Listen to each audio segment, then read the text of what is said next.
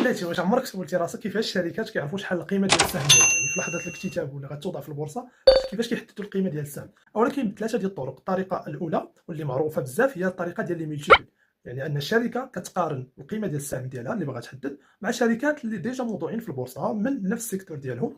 كتقارن يعني البي او ديالهم الا كان قريب، فكتاخذ القيمه ديال هذاك السهم. ثاني طريقه اللي هي لافان لا فالور اكتويل نت، مبسطه هو انه الارباح اللي كتكون متوقعه للشركه على مدى 5 سنوات، المدى المتوسط، كدير لهم واحد لوطو داكتواليزاسيون كيكون بين 10 حتى ل 20%، وكتنقصوا من الاستثمار الاول، يعني شحال غادي تستثمر في هذيك الشركه، ولا شحال هو الاستثمار اللي غادي يستثمروه يعني الناس اللي المستثمرين الى اخره، وكتحاول توازن بيناتهم باش تحدد القيمه ديال السهم. ثالث طريقه اللي هي طريقه ديال لاكتيف نت كوريجي او الاصل الصافي، هو كمجموعه ديال يعني لو توتال ديال لي زاكتيف، يعني التوتال ديال اصول الشركه.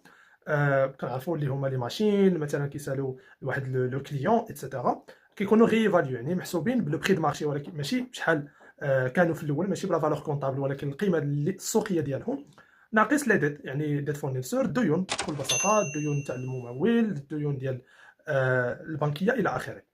متخصصين كاينين خاصين بهذا المجال ديال ليفالياسيون دي سوسيتي، او لا تحديد القيمه ديال الشركه، اللي هما متخصصين وكيحددوا بكل بساطه. ولكن مزيان نعرفوا هذه الطريقه، الا شفتي شي كور داكسيون على الاقل تعرف منين جا هذاك لو كور.